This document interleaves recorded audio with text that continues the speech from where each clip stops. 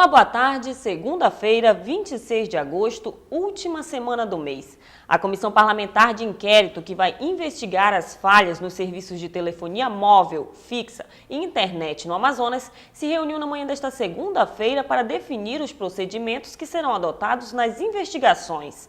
O regimento interno da CPI foi aprovado e os parlamentares querem saber da população as principais dificuldades enfrentadas. Os deputados Marcos Rota, Sidney Leite, Adilto Afonso, Marcelo Ramos e Luiz Castro, membros da comissão, se fizeram presentes.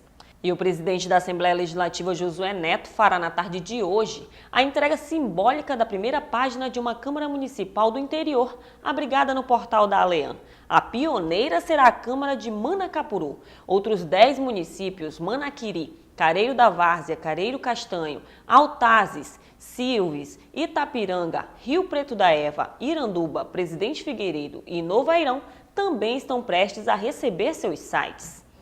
Esses e outros assuntos você acompanha no Alean Notícias às 8h30 da noite ou no portal da Assembleia no endereço www.ale.am.gov.br. Fique agora com o resumo da atividade parlamentar da semana passada. Nos vemos amanhã. Até lá! Dentre os 8 nomes anunciados na última quarta-feira, dia 21 de agosto, pelo presidente da Assembleia Legislativa, deputado pelo PSD Josué Neto, para compor a comissão, foram feitas as seguintes definições. São titulares os deputados requerentes da criação da CPI, Adilto Afonso, Marcos Rota e Marcelo Ramos, e ainda Sidney Leite e Orlando Cidade. Os parlamentares Luiz Castro, Chico Preto e Vanderlei Dallas são suplentes. Em comum acordo, os deputados decidiram por Marcos Rota ser o presidente da CPI. O parlamentar também está à frente da Comissão de Defesa do Consumidor da Alean. Já a relatoria da comissão traz novidades. Marcelo Ramos ficará responsável pelos trabalhos relacionados ao serviço de internet. Adilto Afonso irá relatar sobre a telefonia móvel. E Sidney Leite deverá apresentar relatório sobre a telefonia fixa. Nós teremos 3 relatores, um relator para cada questão específica da telefonia fixa, da telefonia móvel e da internet. Ao final dos trabalhos, eles haverão de confeccionar um único relatório para que nós tenhamos, então, passado a limpo essa história da questão dessa problemática da capital e do interior do Estado. É muita responsabilidade, sobretudo, como eu disse, quando há uma grande demanda e uma grande expectativa. Nós temos um prazo regimental de 120 dias, mas não queremos usar todo esse prazo. Acho que a gente já tem muitos dados.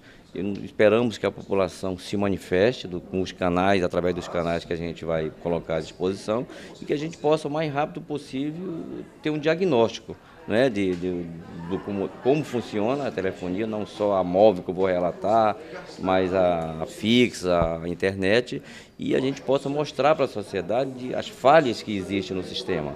Hoje nós temos uma ausência de orelhões e nós temos algo muito grave, que algumas operadoras utilizam a estrutura da fiação da telefonia fixa para a transferência de dados, ou seja, de internet. E por isso, em muitos casos, a internet é ruim pela utilização do par metálico. Mas não é diferente da telefonia móvel. Nós temos dificuldades, há necessidade da intervenção, de nós colhermos esses dados, tanto das operadoras quanto da população. A primeira reunião da CPI da telefonia teve como objetivo decidir quem ocuparia os cargos de presidente e relator da comissão. Na oportunidade, foi definido que um cronograma com as atividades a serem realizadas pela equipe vai ser apresentado na próxima reunião, já marcada para segunda-feira, dia 26 de agosto. Marcos Rota também anunciou que haverá canal direto de comunicação com a população. Encontrando as alternativas e os mecanismos para que a população possa estar inserida e presente nas ações desta Comissão Parlamentar de Inquérito. Esse é o nosso foco, é o nosso objetivo, identificar os problemas, apontar as soluções, responsabilizar quem tiver que ser responsabilizado, porque a sociedade amazonense não aguenta mais conviver com a deficiência nessas prestações de serviço da capital e também do interior do Estado. O pedido de criação da CPI foi protocolado no fim do mês de junho. A mesa diretora repassou a solicitação para a Procuradoria da Casa para analisar a legalidade da comissão. Depois de ter parecer favorável, a CPI foi instaurada pelo presidente da Alean, Josué Neto.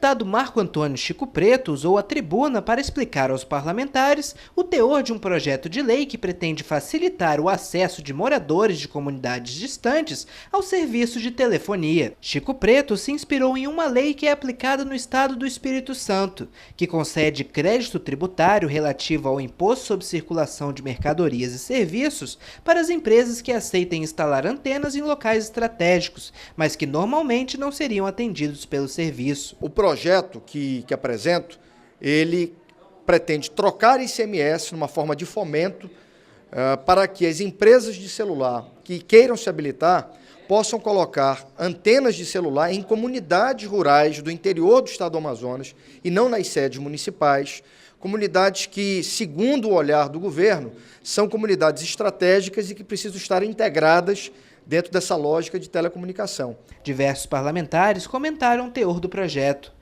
José Ricardo, Adjuto Afonso e Marcelo Ramos acreditam que a concessão de um incentivo fiscal não é o caminho adequado para o atendimento dessas localidades. Além disso, o deputado Marcelo Ramos acredita que a lei possui um vício formal, por se tratar de um projeto de natureza autorizativa. Primeiro, tem uma falha formal, é pacífico o entendimento de que não é possível projeto de natureza autorizativa. Se o deputado quer apresentar um projeto para dar renúncia fiscal, ele tem que apresentar obrigando a renúncia fiscal e não autorizando o Estado a conceder renúncia fiscal. Primeiro, esse erro formal. E segundo, não me parece sustentável que empresas que lucram milhões e milhões, que prestam péssimo serviço para a população, ainda recebam incentivo fiscal para fazer algo que é da sua obrigação. O deputado Chico Preto acredita que a discussão a respeito da legitimidade do projeto deve ser realizada pela Comissão de Constituição e Justiça da ALEAN. O parlamentar defende a necessidade de se discutir o assunto, para que as comunidades rurais sejam beneficiadas. Essa é uma discussão que nós vamos enfrentar na Comissão de Constituição e Justiça. Porém, a iniciativa política me parece oportuna e necessária. Quer dizer, um deputado levantar a tese de que o governo pode adotar tal mecanismo. Se pode partir do deputado ou não, só pode partir do governador, isso é uma discussão um pouco mais distante. Porém, a ideia de integrar o Amazonas com esses serviços de telecomunicação, repito, o governo do estado já está fazendo. Está aí o exemplo do gasoduto Coari-Manaus. O governo pegou recursos do povo do estado do Amazonas para o povo do estado do Amazonas. O principal beneficiado foi o povo, que vai ter internet em banda larga ao longo da fibra ótica do gasoduto Coari-Manaus. Se nós colocarmos antenas de celular nessas comunidades distantes, quem vai ser o principal beneficiado? Caso o projeto seja aprovado, o Poder Executivo poderá selecionar localidades que sejam prioritárias e convocar as empresas. A companhia, com a melhor proposta, irá instalar antenas de telefonia na localidade, com a concessão de créditos tributários que irão compensar parte dos custos da instalação. Depois da polêmica sobre a reunião que teria acontecido no dia 13 de janeiro, um domingo, envolvendo toda a mesa diretora para a aprovação de um termo aditivo à construção do edifício garagem, obra alvo de denúncia do Ministério Público por superfaturamento, o ex-presidente da Assembleia, deputado Ricardo Nicolau, compareceu à tribuna da sessão plenária desta quinta-feira para esclarecer o que ocorreu. O parlamentar informou que houve um erro de digitação na data, que ao invés de 13, seria dia 14, e que não houve reunião. A autorização à assinatura do termo aditivo foi dada por ele, enquanto presidente da Casa. Há um tempo atrás, falei que nem iria mais tratar desse assunto na tribuna, por se tratar, de um assunto que nós deveremos e estamos tratando no fórum competente. Mas, no entanto, é público e notório que há uma tentativa de denegrir a minha imagem, pegar fatos para tentar falar que o deputado Ricardo tenha feito isso, colocar um parlamentar contra o outro. A obra do edifício garagem é uma obra que está pronta, está entregue. Custou R$ 1.500 e poucos o metro quadrado, incluindo elevadores e toda uma infraestrutura. Qualquer pessoa, mais ignorante possível, pode pegar qualquer obra particular ou pública e dividir a metragem e vai ver se o preço está ou não dentro dos parâmetros. Eu agradeço, Vossa Excelência. Reunião, nós estávamos em recesso, a presidência decidiu, em cima de pareceres técnicos da engenharia, da auditoria, da procuradoria, né, que estava o processo totalmente legal. O primeiro dia, depois do recesso, já era a posse da nova presidência, da nova mesa diretora. Né? Não caberia a nova mesa diretora rever atos da mesa que estava saindo. Outro fato destacado pelo parlamentar foi que o procedimento adotado por ele é semelhante ao modo de proceder dos presidentes que o antecederam desde 1999. De 1999 até os dias atuais, há um rito processual dentro da Assembleia. Um rito processual de todos os processos, menores, maiores. E esse rito processual vem se arrastando por várias administrações. Nesse caso específico é como se fosse uma capa de processo. Né? Uma capa de processo, o contrato nem é assinado por mim.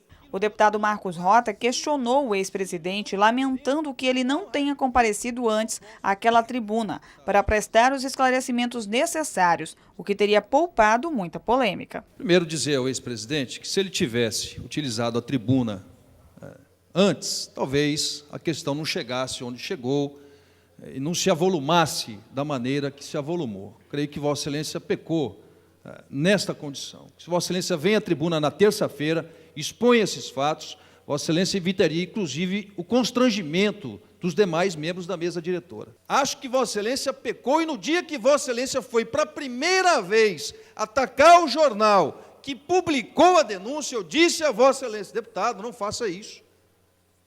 Acho que foi o pecado de Vossa Excelência, o erro formal de Vossa Excelência, porque, deputado Ricardo, se Vossa Excelência, ao invés de tentar fazer com que houvesse uma disputa entre o jornal e o deputado Ricardo Nicolau, utilizasse o tempo da tribuna para se posicionar, como Vossa Excelência se posiciona hoje, eu não tenho dúvida alguma de que a dimensão desse caso não chegaria a onde. É uma questão pessoal. Ainda em relação às supostas acusações de irregularidade, o deputado Ricardo Nicolau declarou que, no que diz respeito à obra do edifício garagem, não há qualquer questão que desabone a aplicação do recurso público e que as questões repercutidas são meramente formais. Nessa questão do aditivo, o Ministério Público diz o seguinte: olha, nós não vamos analisar o aditivo porque foi feito em datas diferentes, porque tem erros formais. Mas, no entanto, né, deixaram de ver efetivamente se foi feito ou não foi feito.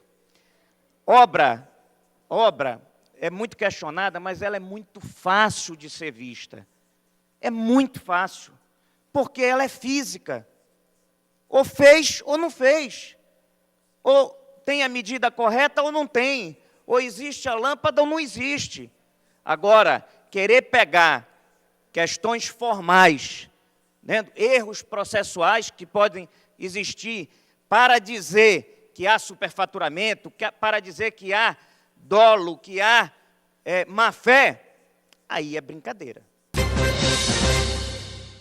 Foi durante o pequeno expediente da sessão plenária desta quinta-feira, dia 22 de agosto, que o líder do PSB, Marcelo Ramos, solicitou agilidade na análise do pedido feito pelo Instituto Amazônico da Cidadania, o IACI, que pede abertura de procedimento administrativo por quebra de decoro parlamentar contra o deputado Ricardo Nicolau.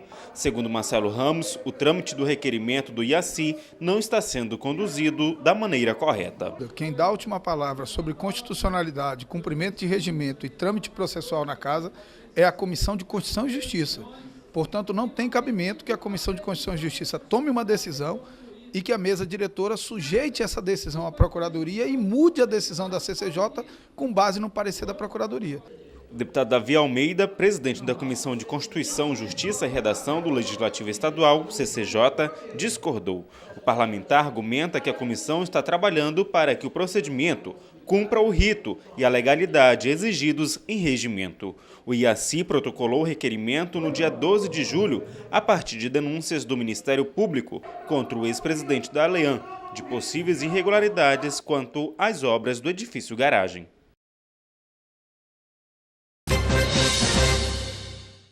Os médicos formados no exterior vão atuar em 701 municípios. 84% das cidades estão nas regiões Norte e Nordeste. Segundo o Ministério da Saúde, todos os médicos têm especialização em medicina familiar e comunitária e quase 85% têm mais de 16 anos de profissão. A previsão do Ministério da Saúde é que todos os 4.000 médicos cheguem ao Brasil ainda este ano. Um grupo de 400 pessoas desembarca ao país neste fim de semana. Outro, com 2.000 médicos cubanos, chega em outubro e o restante em dezembro. O assunto foi trazido para o plenário da Assembleia Legislativa durante pequeno expediente pelo deputado do PTN, Orlando Cidade. E são os médicos que vão para a base, aqueles que vão realmente atender lá na base. Tudo através de contratação pelo SUS, são médicos específicos contratados pelo governo brasileiro, através do SUS, para atender os municípios que muito precisam necessitar da região norte e nordeste brasileira, em especial o estado do Amazonas. O deputado Sidney Leite defendeu que seja regulamentado e definido o valor a ser investido pela União na área de saúde. Hoje se sabe quanto um estado tem que gastar o mínimo em saúde. Os municípios a mesma coisa, mas não a União. Esse é o nosso questionamento. Por quê? Porque também nós não temos só falta de médico, nós temos falta de recurso e condições de resolutividade, seja no diagnóstico, seja no pronto atendimento, seja em equipamentos, seja na construção de unidades básicas de saúde, seja na disponibilidade de medicamento. O deputado Vicente Lopes, do PMDB, mostrou preocupação em relação ao pagamento a ser feito aos médicos cubanos. Isso porque o governo federal vai fazer o repasse da verba diretamente para a OPAS, do governo de Cuba. Entendo que esta necessidade só pode ser suprida se, de fato, esses médicos se submeterem ao processo de qualificação exigido para todos os profissionais de outros países que desejem prestar serviços profissionais no Brasil. É lamentável que nós, ou seja, que, por um aspecto, esses profissionais venham para o Brasil prestar serviço, e que o resultado do seu trabalho não seja pago aos trabalhadores, mas sim ao governo, o que demonstra o regime ditatorial com o qual aquele país, tá certo, há muitos anos vem sendo governado. Para trazer os médicos cubanos, o Ministério da Saúde vai investir por meio da Organização Pan-Americana da Saúde 511 milhões de reais até fevereiro de 2014. Na pauta da terceira reunião do ano do Conselho Administrativo da SUFRAMA, foram analisados 58 projetos industriais e de serviços, que prevêem a soma de mais de R$ 1 bilhão em investimentos totais. Os investimentos representam a geração de 1.950 novos postos de trabalho no Polo Industrial de Manaus em 3 anos. A reunião foi presidida pelo ministro do Desenvolvimento, Indústria e Comércio Exterior, Fernando Pimentel. O governador do Amazonas, Omar Aziz, também participou da reunião e destacou a chegada de um novo setor no Parque Industrial da capital amazonense, a implantação da empresa Novamed. A fábrica vai atuar na fabricação de produtos farmacêuticos para a produção de medicamentos de uso humano, como pastilhas e comprimidos. O investimento total previsto é de US$ 197 milhões. Para o governador, esta é uma ótima notícia para a economia do estado. É um outro setor que vem para o Amazonas, para a nossa Zona Franca, coisa que não era produzida, porque o que nós temos aqui? Eletroeletrônico, pó de 2 rodas. Quando vem outro setor tão forte de medicamentos, e uma indústria que aqui fez um investimento milionário, né, uma obra fantástica ali na Torquato, acredito que em janeiro ela estará produzindo remédios aqui. Isso é uma notícia espetacular para o polo industrial da cidade de Manaus. Ainda durante a reunião na SUFRAMA, o governador Omar Aziz defendeu a manutenção da competitividade da Zona Franca de Manaus. O ministro Fernando Pimentel anunciou que o projeto que prevê a prorrogação da Zona Franca de Manaus, que se encontra na Câmara Federal, deverá ser votado até setembro. Caso seja aprovado, o projeto deverá ser encaminhado para a sanção da presidente Dilma Rousseff até o fim do ano. Na Assembleia Legislativa, o assunto foi repercutido pelo deputado estadual pelo PTN, Orlando Cidade, que reforçou o empenho do governo federal em manter e prorrogar a Zona Franca de Manaus. É bem-vindo esses investimentos, essa geração de empregos, geração de oportunidades aqui para o Polo Industrial de Manaus. São investimentos na ordem de aproximadamente R$ 1 bilhão depois de serem concluídos esses projetos, e com aproximadamente 2.000 novos postos de emprego, de trabalho. O parlamentar também ressaltou que os benefícios da Zona Franca devem ser estendidos à região metropolitana de Manaus. Essa prorrogação por mais 50 anos, bem como a extensão da Zona Franca para a região metropolitana, contemplando os nossos municípios vizinhos, como Iranduba, Itacoatiara, Rio Preto da Eva, Manacapuru, Altazes, Presidente Figueiredo, Careiro da Várzeas. Todos os municípios que hoje fazem parte da região metropolitana serão contemplados com os beneficiamentos da Zona Franca de Manaus. Sobre o CBA, o ministro adiantou que a personalidade jurídica do centro já está sendo elaborada. A decisão vai permitir o funcionamento do Centro de Biotecnologia da Amazônia. A implementação essa semana nós vamos fazer um aviso ministerial, dando concluída a nossa etapa e já com a aprovação do Ministério do Planejamento, para que a Casa Civil agora tome a providência. O Estatuto, inclusive, está pronto. Nós temos já uma minuta dele, de maneira que vai ser muito rápido daqui para frente a tramitação. No Parlamento Estadual, o deputado estadual pelo PT, José Ricardo, também apoiou a aprovação dos projetos pelo CAIS e a necessidade de ampliação do CBA. A prorrogação da Zona Franca é uma prioridade do governo e a gente espera que seja aprovado no Congresso, que o governo possa intervir. Ao mesmo tempo, o funcionamento do CBA, o Centro de Biotecnologia, que é um anseio antigo. Já existe, tem investimento, mas ainda não tem o seu pleno funcionamento, não tem personalidade jurídica, não tem uma definição clara do seu funcionamento e isso agora parece estar sendo conduzido. Um dos destaques da reunião do CAIS foi a aprovação de um projeto que prevê a instalação de uma empresa japonesa para a fabricação de condicionadores de ar. Da tribuna da Assembleia Legislativa, o deputado Sinésio Campos, líder do governo na casa, lamentou o fato de o Estado ter sido excluído da rodada de mesas redondas propostas pelo governo federal para tratar sobre a formulação do novo marco legal de mineração. O documento entrou em pauta no Congresso para criar diretrizes com o objetivo de fazer com que o Brasil melhor aproveite o potencial produtivo no setor, considerado por especialistas como estratégico. Para Sinésio Campos, o Amazonas é protagonista no setor mineral. O parlamentar destacou a produção de silvinita, estanho e gás natural do estado. Em 2012, o volume de dinheiro recebido pelo Amazonas, com as transferências das compensações financeiras pela exploração dos recursos naturais, chegou a 280 milhões de reais. O resultado representa um crescimento de 17% na comparação com 2011, quando o Estado recebeu 239 milhões de reais. No primeiro trimestre de 2013, o total repassado aos cofres do Estado soma a quantia de 77 milhões de reais, 15% maior à frente do mesmo período de 2012. E como se debate o Congresso Nacional, a Câmara Federal, sobre esse novo marco regulatório e não coloca o Amazonas no foco do debate. Então, primeiro, nós vamos fazer aqui, como presidente da Comissão de Mineração, Óleo e Gás, aqui da Assembleia, vou dar ciência a todos os deputados federais do Amazonas e aos senadores e à senadora, e como também ao presidente da comissão especial que está tratando o marco legal da mineração, que é o deputado federal do PT, Gabriel Guimarães, de Minas Gerais, para que inclua neste debate o Amazonas. O Amazonas hoje é um dos estados que tem produção mineral e que deve ser ouvida. Em Brasília, o ministro de Minas e Energia, Edson Lobão, destacou que a proposta enviada ao Congresso reflete as necessidades de um país diferente daquele em que, há quase 50 anos, foi definida a legislação atual. O setor de mineração contribui com 25% das exportações brasileiras, mas apenas o minério de ferro representa 90% do total. O ministro acredita que é preciso apostar na diversificação da exploração mineral. O Lago do Puraquequara, situado na zona leste da capital, foi o local escolhido para a construção do polo naval. Aproximadamente 10 quilômetros serão utilizados para a construção da obra.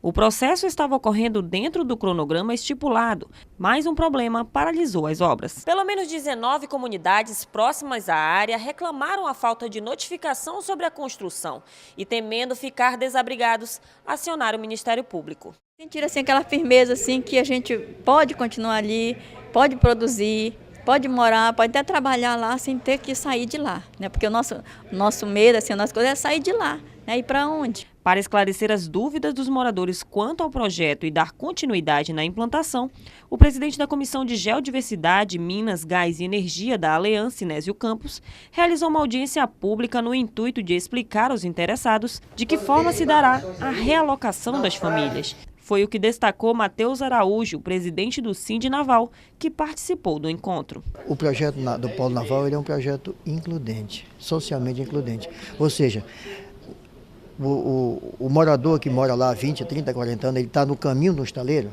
tudo bem. Mas o projeto não é tirar ele dali e mandar ele para qualquer outro lugar da vida e desocupar a área.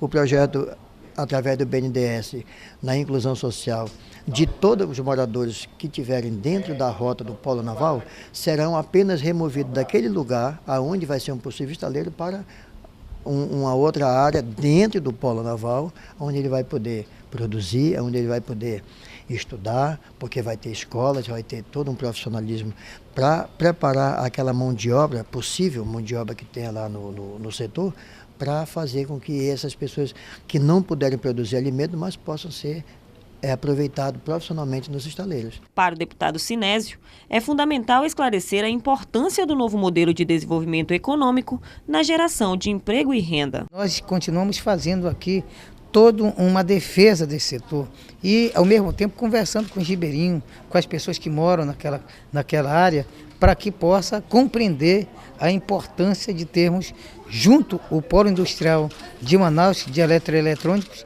acoplado nele um polo naval que tem o suporte para a Zona Franca de Manaus, para a mineração que tão cresce aqui, como também, acima de tudo, gerando mais de 40 mil novos empregos aqui na nossa região. O parlamentar afirmou ainda que o Polo Naval será o local adequado para unir todos os estaleiros espalhados pela orla da cidade.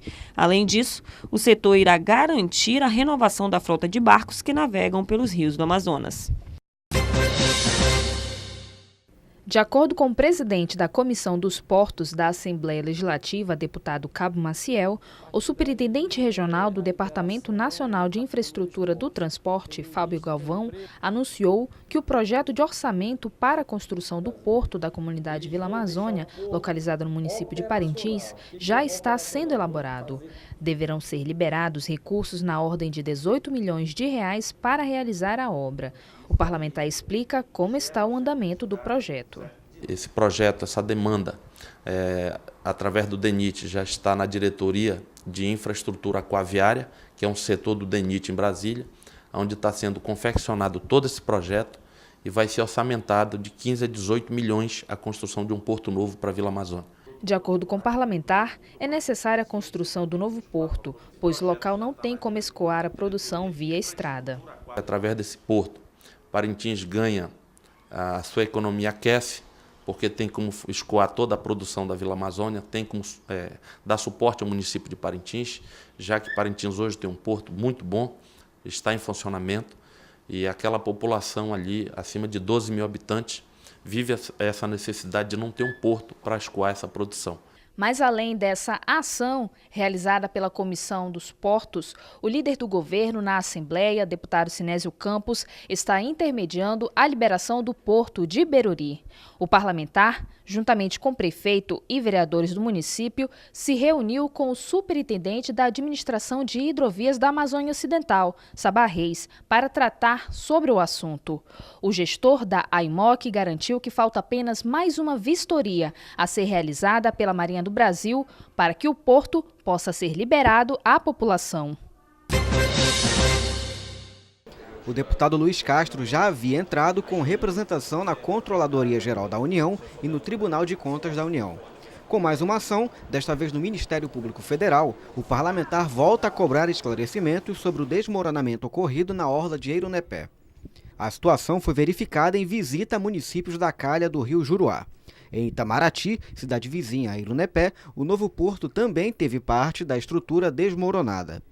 De acordo com Luiz Castro, o impacto do desabamento prejudica comércios e residências, numa das áreas mais pobres em todo o estado. Na avaliação do parlamentar, as obras foram mal planejadas e mal executadas, representando desperdício de dinheiro público.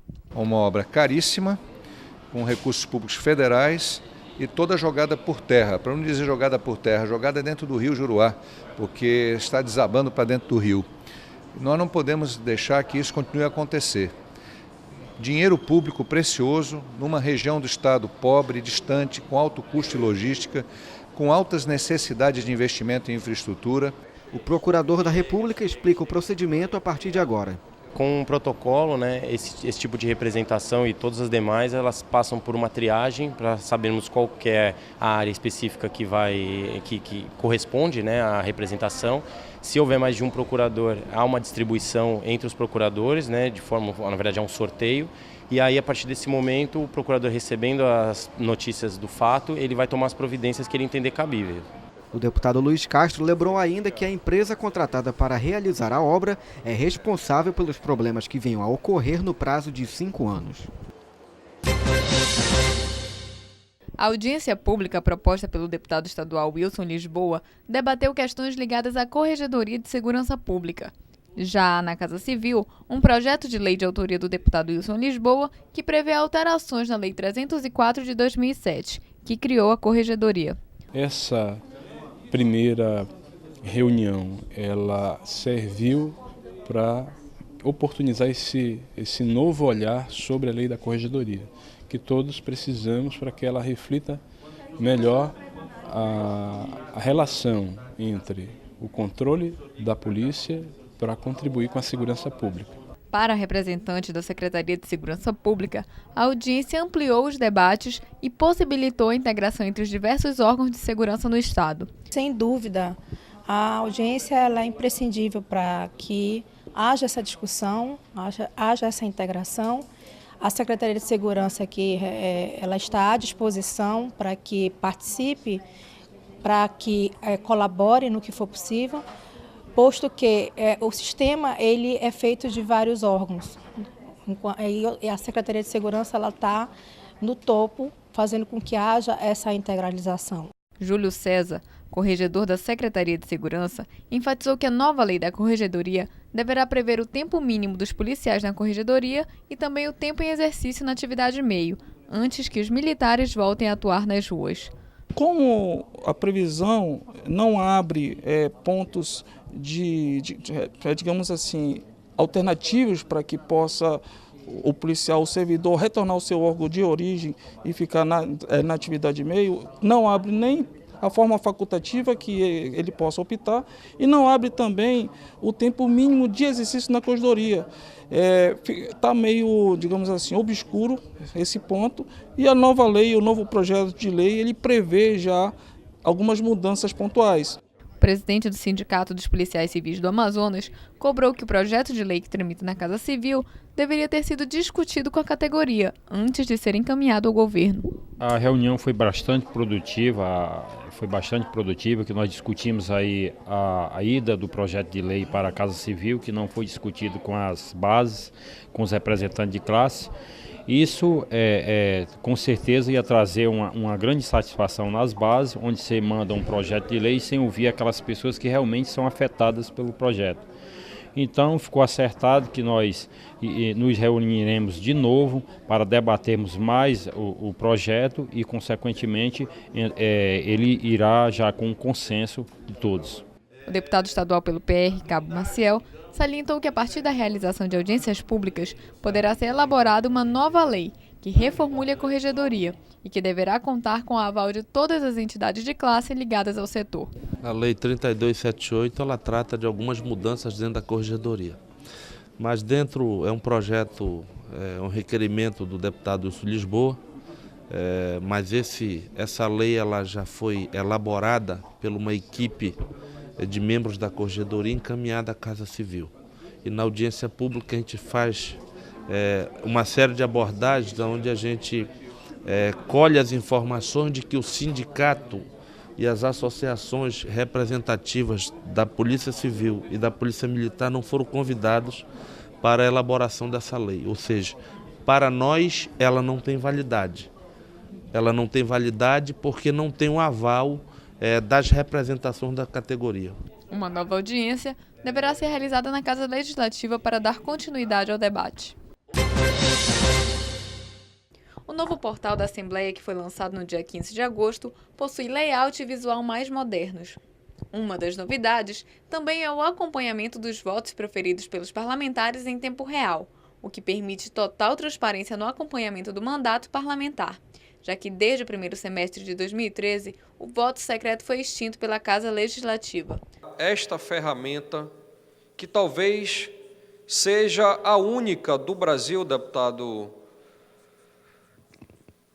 Luiz Castro, que em tempo real estará divulgando a votação, já está divulgando a votação das matérias e de como cada um de nós, deputados e deputadas, votou. Josué Neto também anunciou que há 4 meses, a Casa tem realizado um estudo para garantir o aumento de 10% aos servidores efetivos da Alean, o que causará um impacto de R$2 milhões anualmente no orçamento da Casa. Nós acompanhamos aí durante também esse ano de 2013, principalmente por parte dos executivos municipal e estadual, que concederam o aumento em torno de 10% aos servidores efetivos, tanto do governo estadual quanto da Prefeitura de Manaus. E há cerca de 4 meses, nós providenciamos um estudo de impacto com relação ao aumento, a este aumento de 10%, também no mesmo índice, seguindo na prática o que aconteceu com os executivos. Eu quero aqui compartilhar com os colegas de que nós estaremos colocando em breve, em reunião aberta e também em reunião fechada, este assunto. Em à parte, o deputado estadual pelo PPS, Luiz Castro, apoiou a forma democrática com que a Casa tem conduzido as decisões e solicitou a revisão do plano de cargos, carreiras e salários dos servidores efetivos e o contrato dos terceirizados. Plano de cargos, carreiras e salários para diversas categorias, inclusive para os que fizeram concurso e adentraram a Assembleia. Nós temos grandes problemas no setor de comunicação. Os salários estão pouco atrativos, então se tem um concursado que com poucos meses desiste e vai embora, isso é ruim para a Casa, porque nós precisamos de um plano de cargos, carreiras e salários atrativo e não é atrativo, não gera no profissional o estímulo para ele permanecer aqui, se aperfeiçoar e dedicar-se à Assembleia do ponto de vista de seu trabalho. E nós temos o problema dos terceirizados. Quando se fez a licitação aqui para contratar ascensoristas e contratar pessoal de serviço geral, não se teve o cuidado de proteger esses trabalhadores que viriam atuar aqui. E é muito incongruente que nós defendamos a melhoria da qualidade das condições de trabalho para os servidores da Casa, sejam efetivos e comissionados, e nos esqueçamos dos outros servidores da Casa que, embora temporários, que embora terceirizados, prestam concurso do seu trabalho de uma maneira fundamental para que essa Casa funcione. O novo portal da Alean pode ser conferido acessando www.alean.am.gov.br.